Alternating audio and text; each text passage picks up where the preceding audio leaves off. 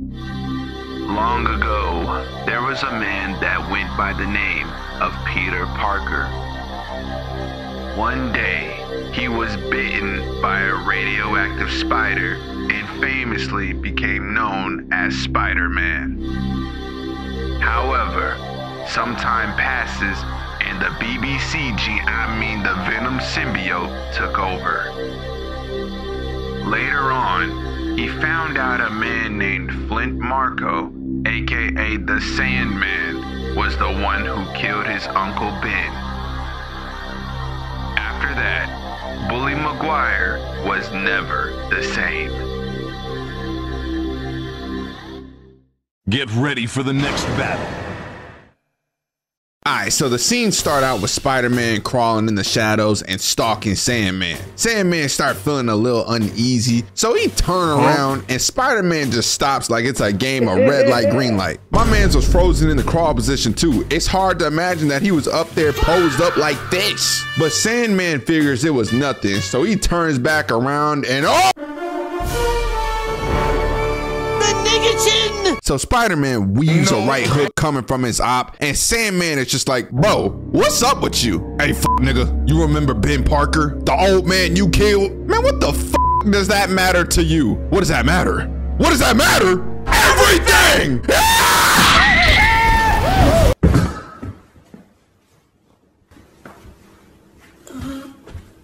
So obviously after Spidey gets mad, he swing down and kicks that boy so hard he fell down and damn near broke his entire back. Then he come in with another swing, but Sandman is like, nope, and then bitch slaps my boy away. But my guy wasn't going for any of that because he came back swinging in and kicks that man straight into a train. Now, here's where the real Bully Maguire came out, because he picked Marko up and then grinded his entire face on the train. Had half of his face looking like some slices of bread. And what makes this even more diabolical was the fact that Spider-Man only encountered this dude one time before this. And when he tried to punch him in the stomach, which was a punch that he held back on, by the way, just keep that in mind, he only thought he could regenerate parts of his upper body, not his entire dome piece. So this means this nigga was wholeheartedly trying to hit this boy with a fatality. I know Marko was in his head like, ref, do something! Do something, ref! But Marko don't go down without a fight. So he headbutts Spidey and now he got him stumbling like he off of 10 shots of tequila. And then gets punched back into the train. Him being an absolute unit, however, he gets back up and pows a chunk of his face off. Turn his ass to Harvey Dent, looking like Two-Face over there. Just for him to get smacked by a pole, punched off a ledge to have some more chronic back pain, then kicked all the way down into the sewage water. This ain't Minecraft. I know that water did not stop that fall damage. He fell down right on his neck too. I know his spinal cord was going through it. Scoliosis has officially entered the chat. So he started trying to crawl towards his money, but he peeped that his hands started falling apart like when Thanos snapped away half the universe. And Bully Maguire ain't wasting no time at all with this, cause he come in swinging and screaming his lungs out and then breaks open a tank full of water. Knowing that the water would probably lead to Sandman's death, he goes, bro, I'm finna tear this nigga's ass with no baby oil, and then bust that thing open. Pause. For it to swallow that boy Sandman, to leave him soaked and sent into oblivion. And he started disintegrating into nothing but goop, and even reaches his hand out for Spider-Man to help him, you know, to be like a true hero. And do you know what this man responds with? Good riddance. Good riddance. Good riddance. Bro, he was dead, bro. If he wanted you out of there, he'll go do it himself on feet by himself. Something's wrong with him. That's not human, man. You're not regular, man. He was over there torturing them guys, man. I ain't gonna lie to you, man. Nigga was the devil, man. That nigga was the devil, man. Yeah, nah. The BBC symbiote got this man more tweaked out than ever. Cause he really looked at Sandman fighting for his life in that water and was like, drown in it! Drown in it! But that's not even the worst part, because now we gotta move on to his fight with Harry, and oh my God. When I tell y'all he was on more than just demon timing, I mean he went full on Mundus with this one, so peep game. Peter pulls up on Harry Osborn in the middle of the night because earlier he went up to him and said that Mary Jane done found herself a real nigga now. I'm talking she was in the back of his car just throwing his shit. Okay. Okay. Oh, I need to go back to sleep. God fucking damn it. But Harry starts taunting Peter even more because he says she kissed him and she tasted just like strawberries. And now look at my boy's eyes right here. Them hoes already turning a little red. I know when he heard that, he wanted to pull the Glock out and air out the entire place. Even the butler. Her, him, they, them, everybody gets shot. And I don't blame him, because if you told me that my girl was over there making out with you, what Corey Kenshin say? Now I gotta pull up. Everybody dying, me included. So he starts piecing the mess out of Harry. I'm talking, he was hitting that boy with Steve Fox type of combos. But then Harry shanks my guy in the gut with this big old knife. Now hold on right quick, because I don't think many people ever caught on to this before. When Peter originally fought Harry back when he had his original suit, he got sliced by 3 small blades and was howling in pain. But after he acquired the BBC gene, he literally got impaled in the gut and literally just ate that like it was nothing. Dude really got stabbed and said, okay. Like, dang, bro, you got better defense than the new Super Saiyan 4 Gogeta and Dokkan, who had to spend over 3 hours of stone grinding and $120 just for one fucking copy. Relax.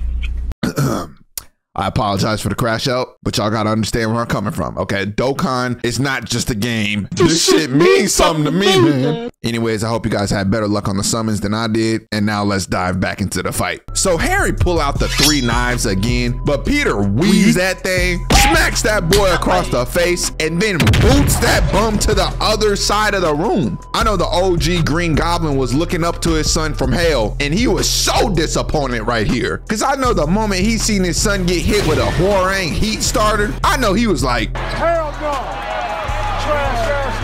So then the fight picks back up. We get a weave 2 times, bitch, and then a counter from Peter. Harry knew that trying to stab him right there was about as useless as early Sakura. So he sticks my boy dead in the face just to get weaved again and even get his weapons broke all at once. But he wasn't going for that disrespect. Nuh-uh, not at all. So he counters Peter and then kicks that boy into the table. Had my man's flying away like Spencer from iCarly. And the scrapping still continues. But Peter yet again pulls out the Hwoarang heat starter to send bro out the window. My nigga, how strong are these dudes' calves? They've been kicking each other yards away each time. They both had each other looking like Mordecai when he was getting sent back in time. I know these dudes' legs muscles gotta be so strong they could probably cut diamonds. Them hoes need to be studied. And here's another highlight for Bully Maguire, because Harry start talking his trash to him, and I want y'all to peep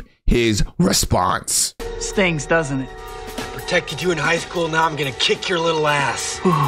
Oh, scary. Oh, shiver my timbers. Shut up, man. And one more thing before we get back to this fight. This man said he protected Peter back in high school. Dog, in the first movie, they were in high school and Peter was literally 2v1 in a situation. Mary Jane even told the nigga to help Peter out, and he just stood there looking like this. Every time he saw Flash Thompson bullying Peter in the hallway, instead of stepping in and start throwing left and right hooks, my man was in the back like Illuminati talking about something. No! Why you do that? That's my guy! Now, granted, at this time, he had his spider powers and was straight demolishing them boys. But 1, Harry didn't even know that at the time. And 2, it's all about the matter of principle. I mean, again, here's another reference. Bro really saw his best friend in trouble and turned into Lil Rodney's son. As soon as I rock you, my man's gonna get up. I'm not gonna do nothing.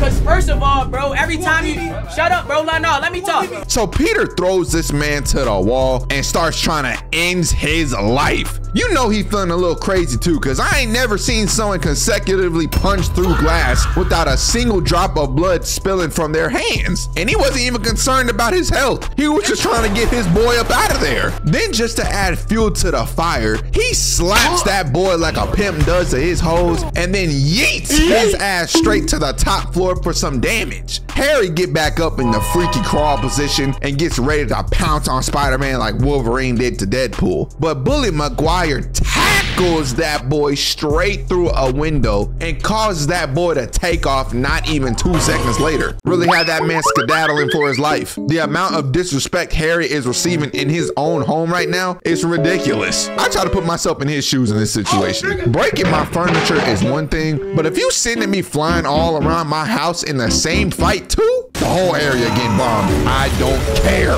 And apparently Harry had the same mindset I had as well, because after Peter pulls out Ultra Instinct and dodges all his moves, he hits that boy with his own glider and crashes him into his bomb grenades. Bully Maguire then walks up to him and starts saying the most disrespectful mess that has yet to be topped by any other Spider-Man. Just peep what he says. You took him from me. He loved me. No.